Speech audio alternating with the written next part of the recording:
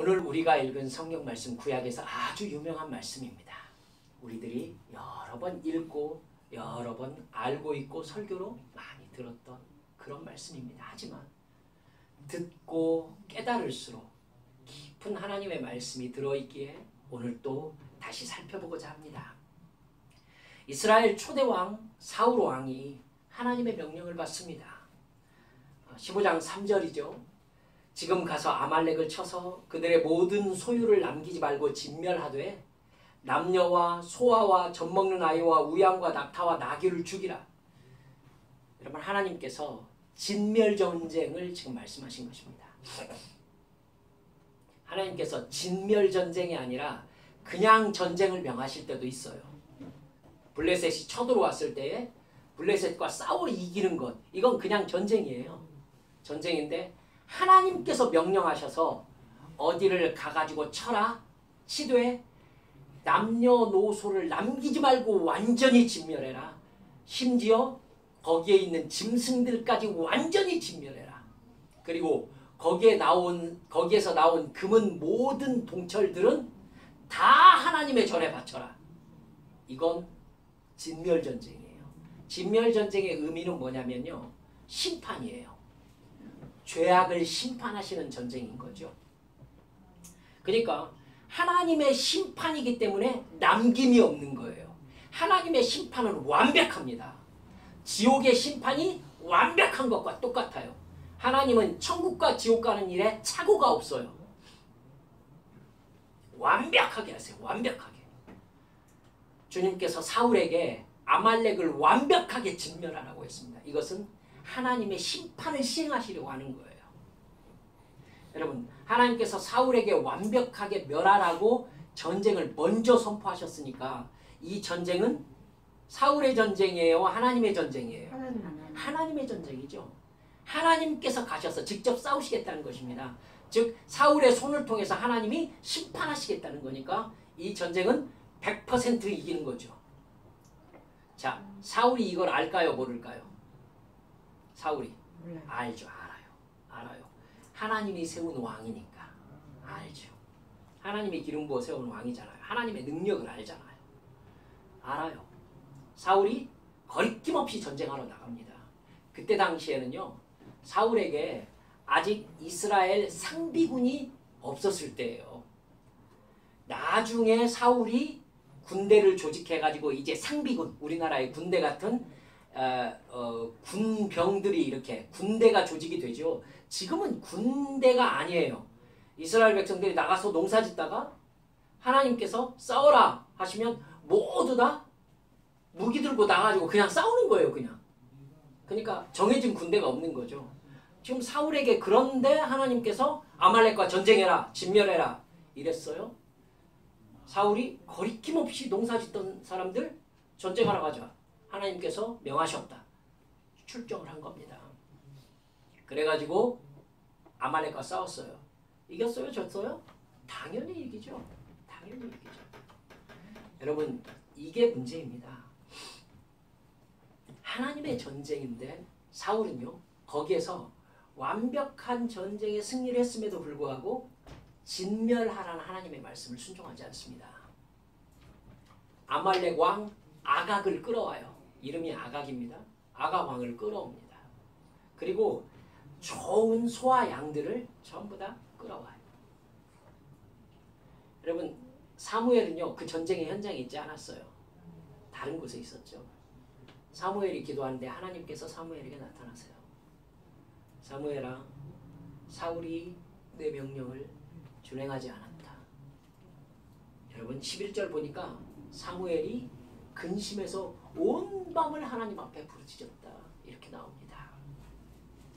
여러분, 사무엘이 그렇게 하나님의 말씀을 듣고요, 사울이 있는 곳으로 와요. 사울이 있는 곳. 이제 승전을 알리는 그 사울의 개선 현장에 오게 됩니다. 사울은요, 사무엘을 보자마자 속도 모르고 자기가 하나님의 말씀대로 아말렉을 다 진멸하였다 이렇게 자랑을 합니다. 그러자요, 사무엘이 이렇게 말하죠.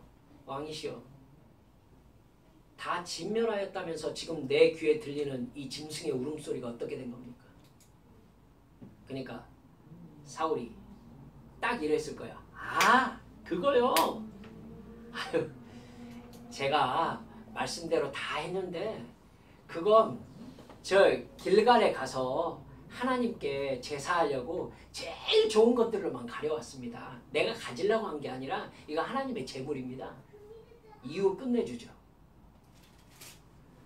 그리고 아말렉 사람들은 전부 다 진멸했고 딱 한 사람 아말렉 왕 아각만 사로잡아 왔습니다.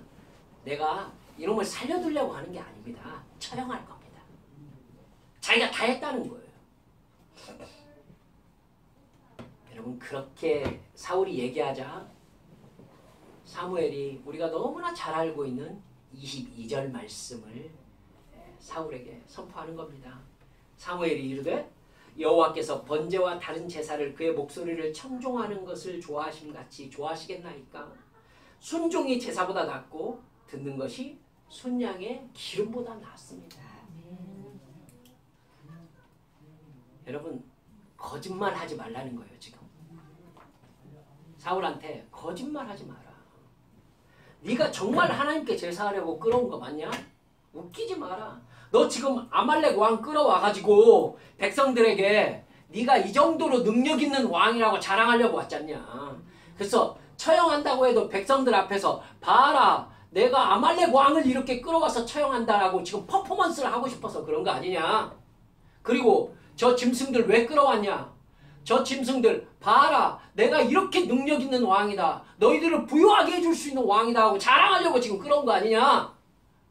하나님께서 지금 그따위 적에서 하나님의 말씀에 불순종해가지고 끌어온 제물로 제사하는 것을 하나님의 말씀 듣는 것보다 더 좋아하시겠느냐. 강하게 꾸짖은 거예요. 그러니까 사무엘은요 핵심을 찌르고 얘기하는 겁니다. 너는 지금 하나님의 뜻을 살펴서 순종하기보다 너 자신을 높이려는 생각만 가득하다. 너를 지금 백성들 앞에서 주장해가지고 너 자신이 왕으로 인정받고 싶은 거 아니냐. 이제 하나님께서 너를 버리실 것이다. 여러분 이 전쟁은 사울의 전쟁이 아니었어요. 그렇죠? 하나님의 심판 전쟁이었다고요. 근데 지금 사울이 누구 전쟁으로 만든 거예요? 자기 전쟁으로 만든 거예요. 자기가 이긴 전쟁으로 하는 거죠. 하나님의 영광을 자기가 가로챈 것이죠. 이스라엘의 왕은 이스라엘의 진짜 왕이 누구입니까? 하나님이시잖아요.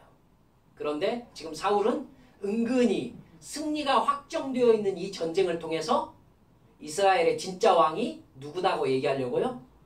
자기라고 얘기하려고. 35절을 보면은요. 사무엘이 죽는 날까지 사울을 다시 가서 보지 아니하였으니 이는 그가 사울을 위하여 슬퍼함이었고 여호와께서는 사울을 이스라엘 왕으로 삼으신 것을 후회하셨다. 하나님께서요. 사울을 이스라엘 왕으로 세우신 것을 후회하셨어요. 하나님의 생각과 사람의 생각이 이렇게 다릅니다. 하나님의 관심은 사울과 이스라엘 백성들이 하나님을 얼마만큼 사랑하고 의지하며 순종하느냐. 여기에 지금 하나님의 관심이 온통 쏠려 있어요. 근데 사울은 이스라엘 왕으로서 이스라엘 백성들에게 자기가 하나님을 얼마나 사랑하고 의지하고 순종하는지를 보여줘야 될 책임이 있는 사람인데 아니요. 반대의 마음으로 가득했던 것이죠. 자기가 백성들에게 인정받아서 인간적으로 너희들을 지배할 만한 자격이 있는 왕으로 인정받고 싶었던 거죠. 여러분 우리는 사울을 쉽게 비난해요. 그런데 사실 그거 사울만의 문제입니까? 그렇습니다. 우리 문제입니다. 인간 모두가 사실은 하나님이 우리를 사랑하신다는 거에는 별로 관심이 없습니다. 인간은 모두 자기 이익과 자기 권력에 모든 관심을 쏟아요. 이건 에덴 동산에서부터 시작된 인간의 본성입니다.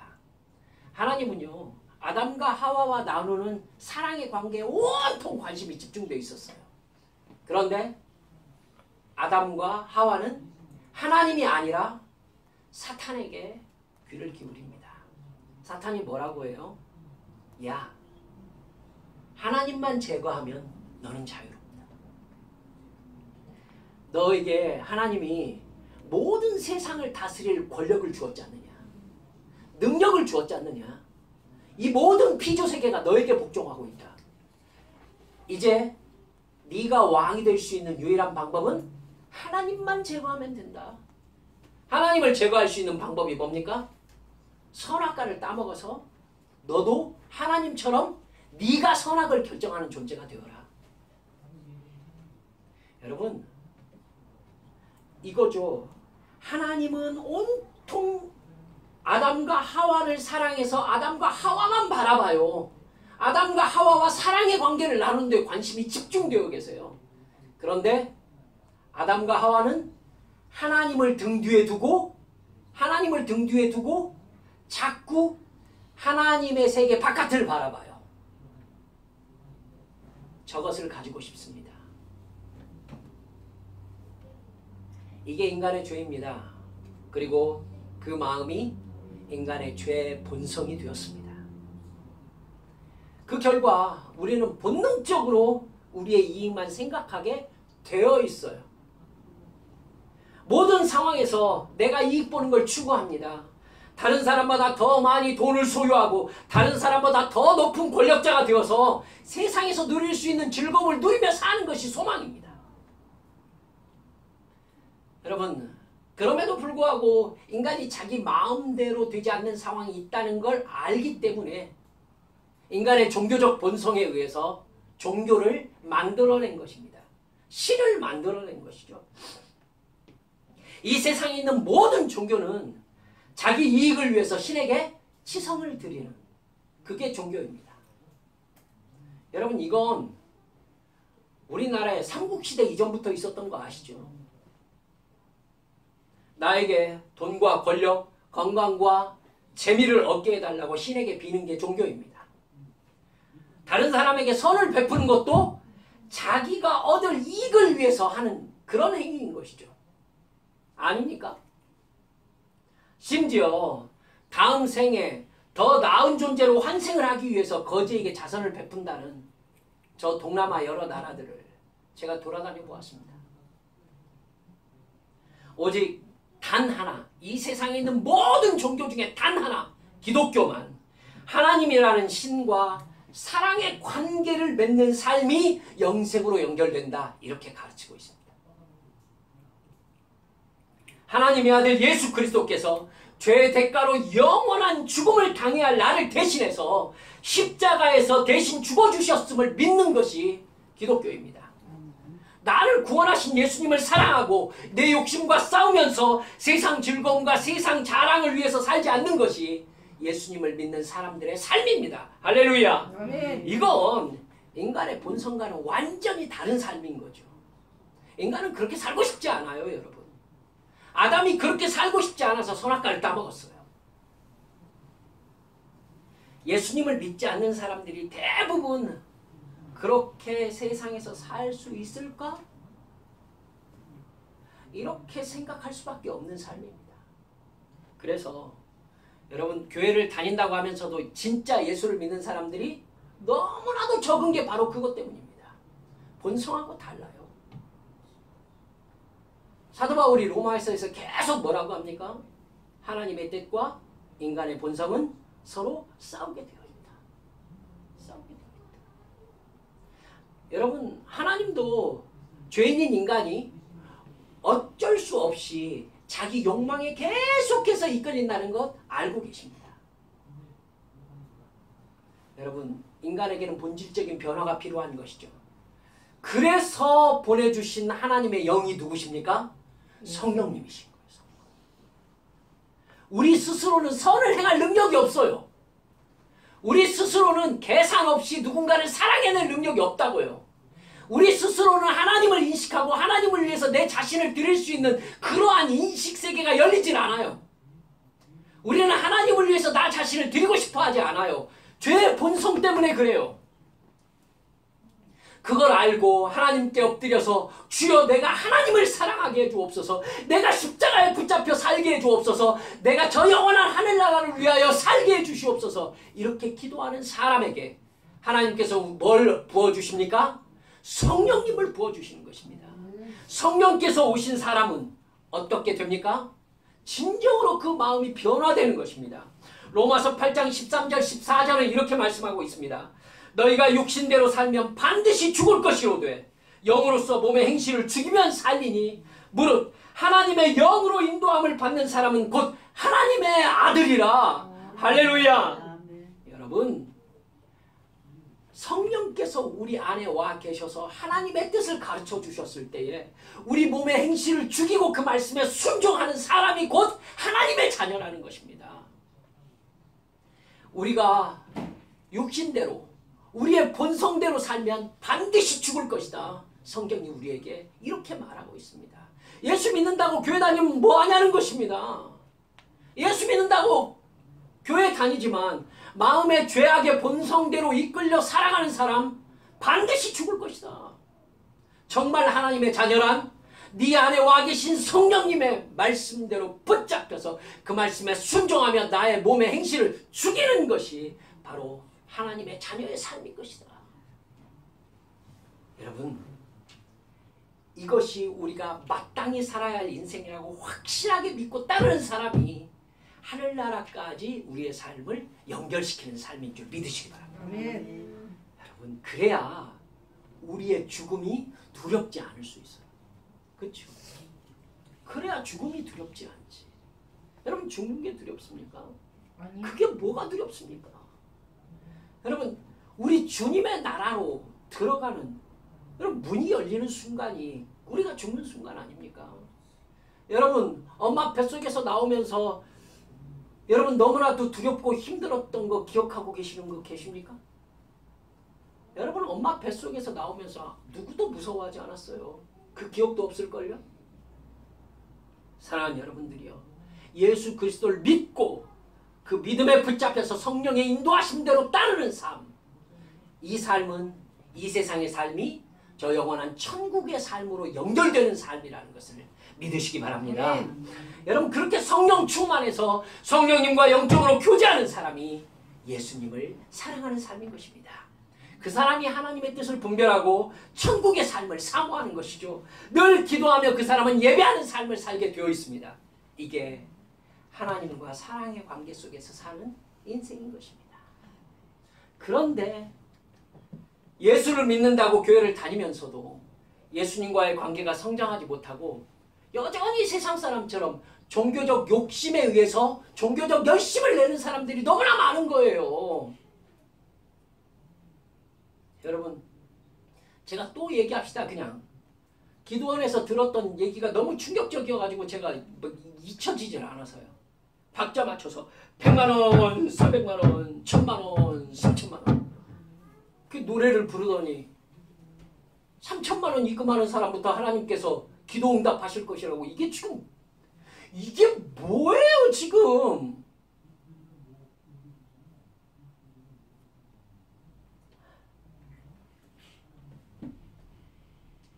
여러분, 뭐하러 교회로 다닌대요? 그건 절 다니면 훨씬 편하잖아요. 절은 다 그런 사람들이 다니니까. 그런 사람들은 교회도 다른 종교를 믿는 것과 똑같은 마음으로 다니는 사람들인 거죠. 그 사람들의 기도는 예수님과의 사랑의 관계가 아닌 거예요. 자기가 바라는 돈과 이익과 권력과 세상 즐거움을 달라고 떼쓰는 행위인 것이죠. 그런 사람들이 드리는 예배와 11조와 헌금은 자기가 바친 것보다 더 큰 것을 주실 줄로 믿습니다 하면서 드리는 투자인 거죠. 그 사람의 머릿속은 예수님이 나 대신 십자가에서 죽어주심으로 나에게 영생을 주신 하나님께 감사하는 마음이 아닙니다. 여러분, 하나님을 사랑하는 게 아닌 것이죠. 자기 이익을 계산하는 마음으로 가득할 뿐인 것이죠.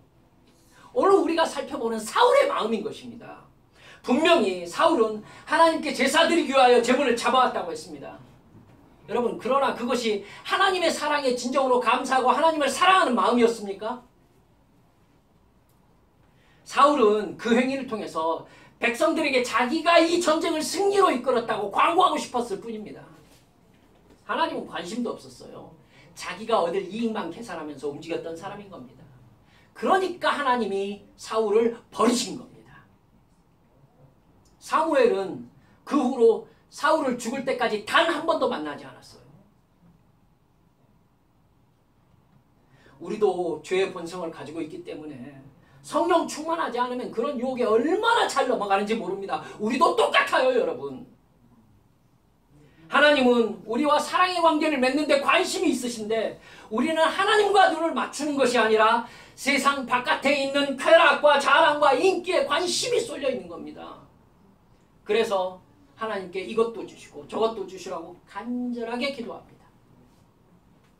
그것이 효과가 별로일 것 같으면 이렇게 해주시면 내가 이렇게 해드리겠다는 약속까지 합니다.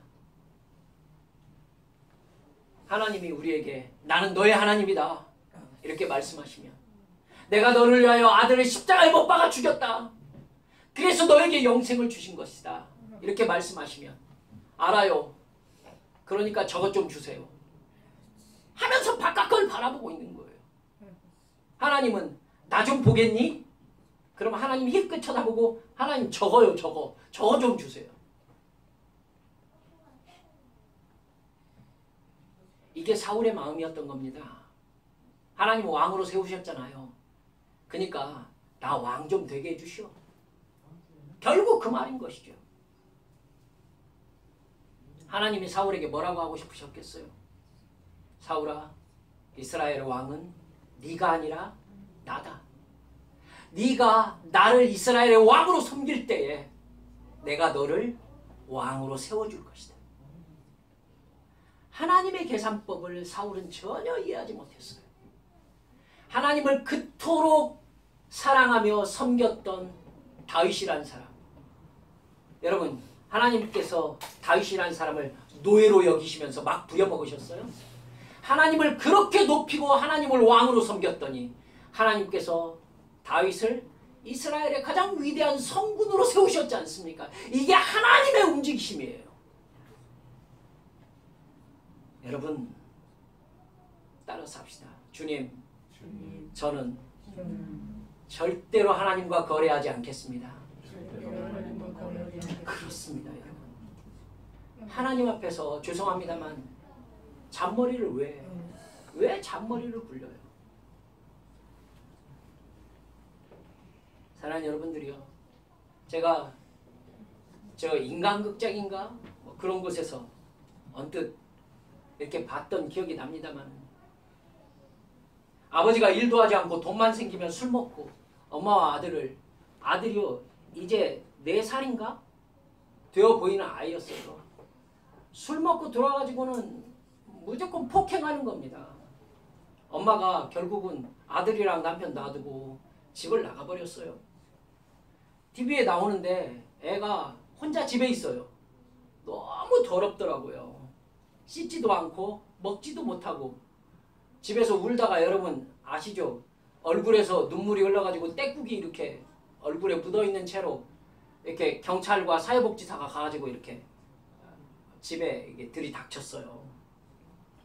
더구나 아이는 빼싹 말라 있었고요. 몸 이쪽 저쪽에 멍이 몽땅 들어있었어요. 그러니까 아이를 폭행한 거예요, 지금. 집안을 곳곳을 살펴보고 있는데 그야말로 거나하게 취해가지고 아버지가 들어오더라고요. 비틀비틀 들어와요. 자기 집에 사람들이 몽땅 들어와 있는 거죠. 그러니까 놀래가지고 이게 뭔 일인가 하고 쳐다봐요. 그러니까 경찰이 얘기를 해요. 아이를 학대한 정황이 인정되니까 조사를 좀 받으셔야 되겠다. 그러니까 그 사람이 무슨 소리냐. 지 애미가 얘를 버리고 도망갔고 나는 얘를 이렇게 키우고 있는 중이다. 이렇게 얘기합니다. 횡설수설하더라고요. 그러면서 사회복지사가 이제 아이를 안고 있으니까 아이한테 이렇게 손을 딱 내밀으니까 아이가 얼른 아빠 품으로 이렇게 가는 거예요. 손을 내미니까 얼른 아빠 품으로 옮겨가요. 그러니까 아빠가 이렇게 딱 안아요. 사회복지사가 그래요. 아줌마가 같이 가면은 먹을 것도 많이 줄게. 그리고 친구들과 재미있게 놀 수 있게 해줄게. 깨끗하게 씻고 편안하게 잘 수 있다 이렇게 얘기하면서 아줌마하고 같이 가자 이러면서 이렇게 같이 가자고 그래요. 그러니까 아가요. 그러니까 아빠 품에 안겨가지고 이렇게 사회복지사를 쳐다보다가 가자 하고 손을 내미니까 고개를 획 돌리고 아빠 품으로 푹 안겨갖고 고개를 이렇게 숙이더라고요. 사회복지사는 계속 달래는 거예요. 아줌마하고 같이 가자. 애는요. 안 간다고 발버둥 치면서 막 울어요. 이렇게 허리를 잡으면 노라고 몸을. 사회복지사 포기했어요. 그리고 얘기가 끝났어요. 여러분, 아이가 왜 더 좋은 곳으로 갈 수 있는 사회복지사에게 가지 않았을까요? 여러분 다 몰라요? 여러분 다 아시잖아요.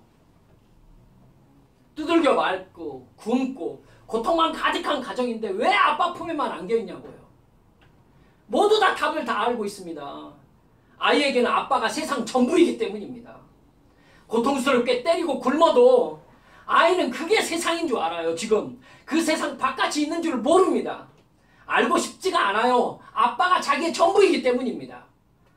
안타깝죠. 쳐다보는 우리들은. 근데 아이에게는요. 자기는 아빠의 아들일 뿐 다른 것은 모르는 거예요. 가엾고 가슴 아프지만요. 그게 사랑이에요, 여러분. 그게 사랑이에요.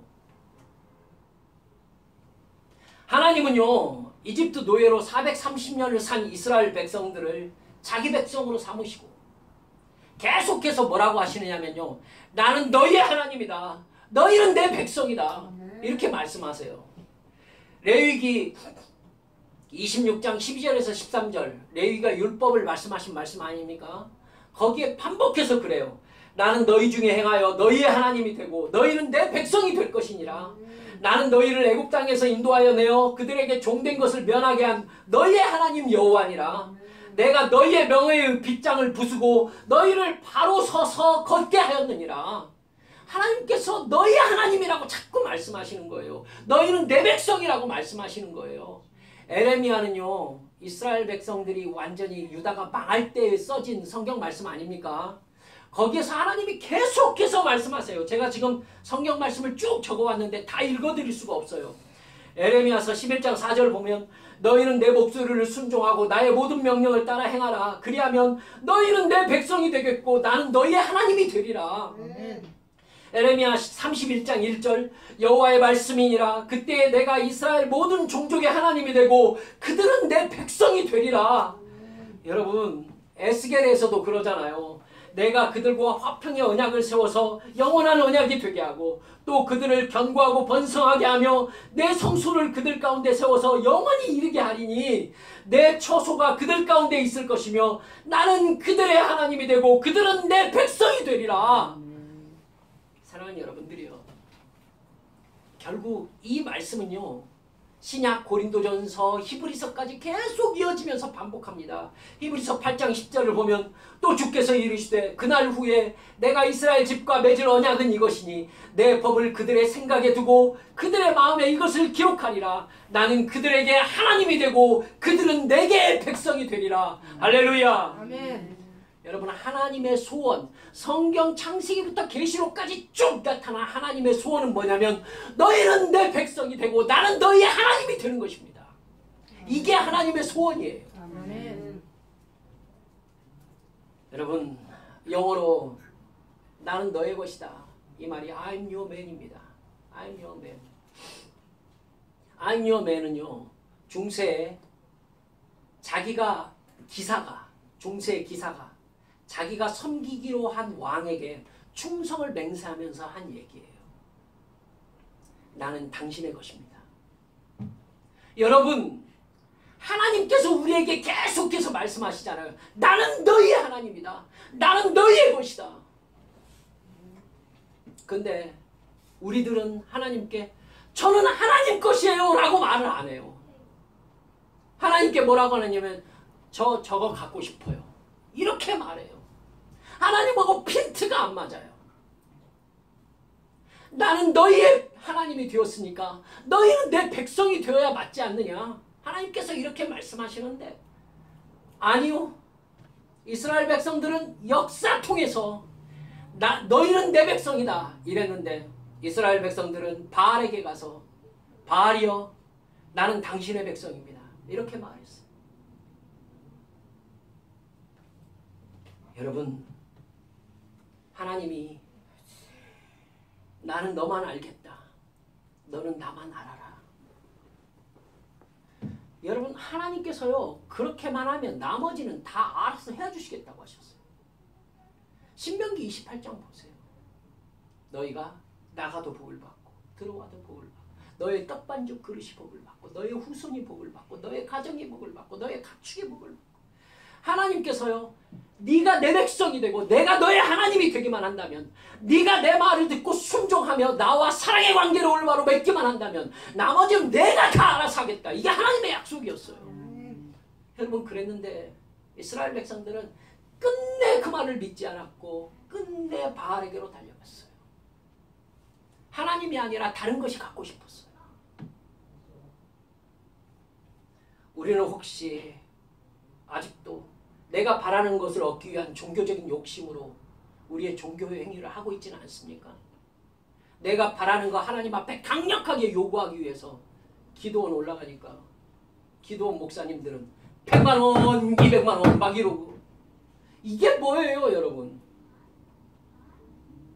저 100만 원 없어서 10,000원 넣고 왔어요. 10,000원 넣으니까 목사님이 그러시더라고요. 이렇게 보시고 10,000원 갖고 될까?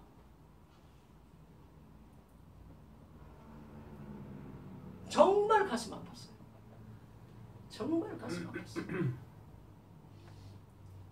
여러분 아직도 내가 바라는 것을 얻게 해주는 용한 목사님 찾고 싶은 마음이 있는 거예요? 그래요? 돈과 사회적 권력을 소유해서 다른 사람에게 갑질하면서 살고 싶은 소망을 가지고서 하나님께 나에게 돈 좀 달라고 하려고 교회 다니고 있는 건 아니에요? 여러분 그 사람은 구원받은 사람이 아닙니다. 구원을 정말 받은 사람은 하나님을 사랑하게 되어 있어요. 하나님을 이용하고 싶은 사람은요 여러분 정말 회개해야 합니다. 회개해야 합니다. 오늘 본문 35절에 하나님께서 사울을 이스라엘 왕으로 삼으신 것을 후회하셨다라고 나오지 않습니까? 저는 목회하면서 성도들이 우리 유승일 목사님 너무 말씀 좋다고 막 이럴 때 너무 기분이 좋아서 막 말씀 전하다가 기도하는데 하나님께서 여기에 제 눈이 확 박히게 하셨어요. 하나님께서 사울을 이스라엘 왕으로 삼으신 걸 후회하셨더라. 하나님께서 저를 목사로 세우신 걸 후회하셨더라 이러시면 어떡합니까? 좀 더 나아가 봅시다. 주님께서 우리를 십자가 사랑으로 구원하신 것이 가슴 아파지시면 어떡합니까?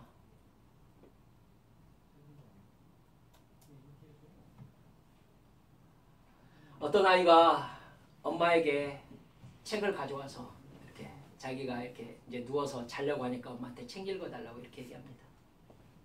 엄마가 장난으로 맨날 읽던 책이니까요. 장난으로 이제 이야기를 막 꾸며서 얘기한 거예요. 막 꾸며서 아무 얘기나. 그러니까 아이가 엄마에게 얘기해요.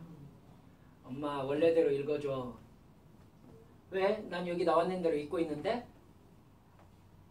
아니야. 엄마가 지금 말한 얘기는 책에 나와 있는 진짜 얘기하고 달라. 야, 내용 다 알고 있으면서 읽어달라고 하는 거야? 아이가 뭐라고 했겠어요? 엄마가 읽어주는 거 듣고 싶어서. 여러분 지금 내용을 몰라서 책 읽어달라는 거예요? 아이가? 아이는 엄마를 느끼고 싶은 거잖아요. 엄마를 사랑해서 엄마가 책 읽어주는 그 소리를 들으면서 잠들고 싶은 거잖아요. 애도 알아요. 애도 알아. 그런데 우리는 하나님을 사랑할 줄을 몰라요. 너무나 몰라요. 하나님의 음성 듣는 것이 너무나 안심이 되고 행복해서 기도하러 나오는 사람이 너무 적어요. 내가 바라는 거 계산서 올리고 결제 받으려고 기도하러 오는 사람들이 너무 많아요. 여러분, 우리 머릿속에 아무 계산 없이 주님 보고 이야기하고 싶어가지고 주의 전에 나오는 그런 진짜 사랑을 간직한 성도 그렇게도 없습니까? 여러분, 그래서 때때로 우리 주님 앞에 나와가지고 기도하려고 마음 먹었다가 뭐 할 말이 잔뜩 있었는데 내 마음속에 주님 하고 이름 부르자마자 그 십자가의 사랑이 가슴속에 확 밀려드는 바람에 아무 말도 하지 못하고 그저 눈물만 흘리다가 주님 감사합니다 하고 자리에서 일어서는, 그렇게 주님의 사랑을 느끼는 하나님의 자녀가 그렇게도 없나요? 부디 우리 한빛의 지체들이 그렇게 주님을 진정으로 사랑하는 그런 믿음의 성도들이 되기를 주님의 이름으로 축원합니다. 아멘. 그래서 때때로 우리 주님께 기도할 게 그렇게 많았는데도 주님께 아무 말도 하지 못하는, 주님의 사랑 때문에 마음이 벅차서 입을 떼지 못한 그러한 깊은 사랑 속에 잠기는 신령한 영적 체험이 여러분들에게 가득 넘치기를 소원합니다. 아멘. 여러분, 말씀을 마칩니다. 지난주에 우리가 뭘 기도하든지 하나님께서 성령 충만으로 응답하신다고 여러분께 말씀드렸습니다. 우리는요, 늘 환경을 바꿔주시라고 기도하고 늘 조건을 변화시켜달라고, 내가 바라는 상황이 되게 해달라고 하나님 앞에 기도하고 싶어합니다. 그런데 여러분, 우리의 기도와는 달리 하나님께서는 나의 환경을 바꾸고 싶어 하시는 게 아니라 나를 바꾸고 싶어 하십니다. 할렐루야. 아멘. 그렇습니다. 주님의 관심은 내 환경에 있는 게 아니라 나에게 있어요. 나에게 있어요. 우리 주님께서는 성령 충만함을 부어주심으로 말미암아 나의 생각을 바꾸시고 나의 영을 바꾸시고 나의 마음을 바꾸심으로 말미암아 하나님과 더 깊고 더 큰 사랑의 관계 안으로 우리를 부르고 계시는 것을 믿으시기 바랍니다. 그렇게 성령 충만함 안으로 더 들어갈수록 여러분, 우리에게는 감사가 넘쳐납니다. 상황은요, 환경은요, 하나님께서 알아서 하시는 것을 믿으시기 바랍니다. 아멘. 하나님께서 쓰시면 쓰임받는 것입니다. 이렇게 오직 주님을 향한 사랑으로 내가 우리 주님 닮아가는 우리 주님의 사랑에 붙잡혀 살아감으로 말미암아 예수님 때문에 행복한 믿음의 성도들 되게 해주시라고 늘 기도하는 우리 한빛의 모든 지체들 되시기를 주님의 이름으로 축원합니다. 아멘. 이 시간 주님 앞에 함께 기도합시다.